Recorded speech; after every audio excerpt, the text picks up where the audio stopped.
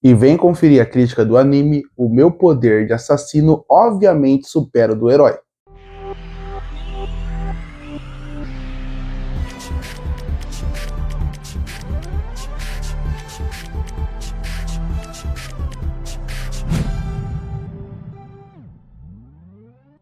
E eu acabei de assistir um anime que lançou na temporada de outubro de 2025, chamada O Meu Status de Assassino obviamente supera o de super-heróis. Esse foi um anime que chamou minha atenção pela parte estética, mais do que pela sinopse. Porque quando eu vi o trailer, ele chamou muito a minha atenção por uma estética diferente. Uma estética que eu gostaria que os animes dos anos 90 que estão ganhando remake ganhassem.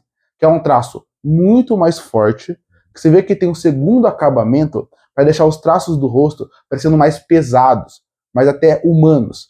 Isso é interessante, porque o motivo de eu gostar de muitos animes dos anos 90 é que eles tinham esse traço diferente, porque a animação, o estilo de animação era diferente. Isso eu achava muito interessante. Então, quando alguns animes recebem remake, como por exemplo o Samurai X ou o Berserk, que já recebeu algumas versões de anime, você vê que o traço me incomoda muito. Eu acho que nesse anime ele chega mais próximo daquele traço mais pesado, mais sujo, mais medieval que algumas obras pedem. E essa estética chamou muito minha atenção. E o anime em si não chamou tanto nos outros quesitos, porque eu sou uma pessoa que cansou da temática de Sekai. Eu não sou aquela pessoa que acaba com o Isekai, acho a pior coisa do mundo. Mas vamos falar a verdade. Depois que Sword Art Online lançou, ele provou o sucesso que ele tem, não parou de sair mais Isekai. De lá pra cá, já faz mais de 10 anos, toda temporada sai mais de 10 animes de Isekai, de formas diferentes. Pode ser alguém que saiu do Isekai normal, que é só ele ser um herói, mas agora também tem muito Isekai que vira uma vilã, que entra no jogo preferido, que agora é uma comédia, tem Isekai para todos os gostos. O problema é, essa temática já enjoou. Então eu ver esse anime, por exemplo, de alguém que entra num mundo que é corrupto e que ele é o mais forte, eu já vi várias e várias vezes. Inclusive, uma temática que é muito famosa agora de Isekai, e também não só do Isekai, mas que Isekai tá tendo bastante, ele entra em um grupo e o grupo expulsa ele. Então essa temática de Isekai não me encanta mais. Claro que eu posso dar chance, como eu dou sempre a um ou outro da temporada. Mas quando eu comecei a ver o anime com o trailer, eu achei que ele começou muito bem. E por que esse destaque inicial é tão importante? Porque eu gostei desse anime. Não achei ele excelente, achei só que ele gerou um bom entretenimento, mas eu gostei dele. E isso vale bastante, porque não por eu ter gostado, mas porque eu sou alguém que não acompanha Sekai. Não sou uma pessoa que ama a temática de Sekai. Então, para você que já gosta de Sekai, tem a opinião que alguém gostou, que não gosta tanto do gênero, pode ser que ele funcione para você. Porque o anime acompanha a história de um protagonista que ele acaba entrando junto com seus colegas de classe num mundo onde magias existem, reinos, dragões e monstros existem. Chegando nesse reino, o rei desse lugar pede para ver o poder deles. Vendo o poder deles, eles querem encontrar o herói. Esse herói que as lendas falam que vão chegar e que vão ajudar a salvar o mundo. No fim, isso era só uma enganação. Porque logo no primeiro episódio, a gente descobre que o rei, na verdade, está sendo manipulado por uma bruxa e quer, na verdade, controlar tudo. O protagonista, ele não é o herói, mas ele é um assassino, como o próprio nome da obra diz. E com poder acima da média, ele vai tentar ficar mais forte, passando por dungeons, para poder ganhar um poder, e aí sim, destronar aquele rei. A partir daí a gente vai conhecer mais sobre o mundo, o universo, e personagens vão aparecendo. Eu senti nesse anime que ele... Primeiro a animação, porque eu elogiei a estética, e a estética realmente me agradou bastante, mas o que eu acho que não funcionou tão bem são as sequências de ação. Eu vendo a primeira sequência de ação que aparece no anime, que é ele em cima de um castelo, como um assassino, lutando contra um outro personagem, eu achei muito bonita, muito empolgante. Ele consegue acertar isso em vários momentos. Só que tem outros que eu acho que faltou um pouco de orçamento. Porque você vê que esteticamente ela funciona bem. Você vê que a movimentação não é tão ruim. Mas quando precisa que, além de uma movimentação rápida, de um detalhamento maior, eu acho que aí é que vive o problema dessa animação. Porque eu acho que às vezes quando ela precisa de muita coisa, ela não consegue entregar como poderia ser.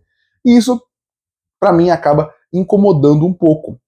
Outra coisa que eu acho, mas mesmo assim vale destacar, a estética é muito bonita. Eu gostei muito desse mundo, eu achei ele muito rico em relação, mesmo que ele siga o padrão de Isekai de mundo dos elfos, do mundo dos demônios, o rei dos demônios, porque no final o Isekai é meio que um RPG, um Dungeons and Dragons, uma aventura de RPG.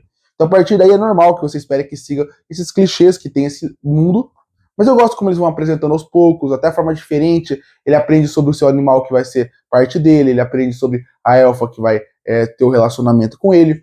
E eu gosto muito como vai apresentando aos poucos. Como eu falei, a animação tem seus problemas. Ela tem uma movimentação que não é das melhores, e às vezes, quando precisa que um fundo fique mais rico visualmente, ele não consegue. Eu acho que o momento que mais me incomodou disso foi no mundo dos elfos. Porque quando você pensa nos outros mundos, ainda é muita dungeon, castelo e cidade. Então, a partir daí, o detalhamento não incomoda tanto. Quando é os elfos, que normalmente o mundo dos elfos é um mundo de muita floresta, e o verde tem muito destaque, as plantas, as árvores têm muito destaque, é muito mais difícil você gerar algo bonito, caso você não tenha algo muito bem feito ali. E o dos elfos foi o que mais me incomodou em relação à estética. Eu acho que foi o que ficou mais feio e mais visível, que faltava orçamento ali. Mas tirando essa parte, acho que a história ela segue um padrão, mas mesmo assim ela funciona bem até quase a parte final do anime.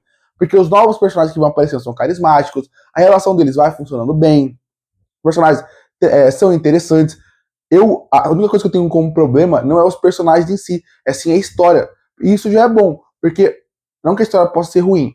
Porque quando você gosta dos personagens, você gosta minimamente deles, você torce por eles. Então, mesmo que a história seja simples, você vai se motivar a ver ela até o final. Eu acredito que é muito isso que acontece aqui. Porque aqui você consegue se identificar com o grupo principal e consegue gostar deles, torcer por eles, ver a aventura deles. Tem algumas histórias paralelas que funcionam bem. Os novos personagens são interessantes e visualmente, não só no visual que eu elogiei da estética, mas do visual dos personagens, é legal também de se acompanhar. O problema desse anime, eu acho que o primeiro seria que ele vai perdendo a força ao longo da sua obra. Eu acho que do episódio 8 ao 12, que é onde ele se encerra, eu acho que a parte final, ela não é tão interessante, ela não é tão cativante, ela não te motiva a querer ver a próxima temporada. E outro problema grave que eu tenho é a falta do senso de urgência. E quando você tá vendo um anime desse, é muito importante que você sinta que o mundo é uma ameaça para eles. Seja o rei demônio, ou as pessoas ruins que vão aparecendo no meio do caminho. Para mim, nesse caso, eles acabam fazendo o personagem principal ser tão forte que eu não sinto nada. Me lembra muito Solo Leveling nesse caso. Solo Leveling tinha muito essa característica para mim. É um anime que pode ter vários elogios, como eu tenho, mas o personagem era tão forte que em nenhum momento, nenhum vilão que aparecia, eu sentia que ele poderia perder ou ficar mal. E é isso que acontece aqui. Eles falam que ele tá na dungeon mais perigosa, contra os bichos mais perigosos, vai enfrentar a elfa mais poderosa, vai enfrentar o rei mais poderoso. E ele ganha com uma facilidade de todo mundo que em nenhum momento eu senti uma ameaça.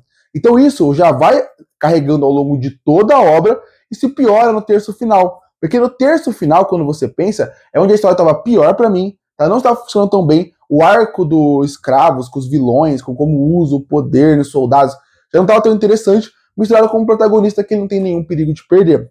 No final, o meu poder de assassino obviamente supera o do herói. É um anime que ele é divertido. Ele tem seus pontos positivos e com certeza para quem quer passar o tempo e gosta dessa temática, vai funcionar. Para mim, ele é um anime que ele poderia ser muito melhor em muitos pontos. Aumentar o senso de urgência, aumentar alguns personagens secundários, poder ter um pouquinho mais de participação. Eu também acho que o terço final acaba prejudicando. Eu acho que o anime merecia um pouco mais de orçamento para ter uma qualidade melhor no mundo como um todo. Mas por isso que eu fecho. O meu poder de assassino, obviamente, supera o do herói com uma nota 7 de 10.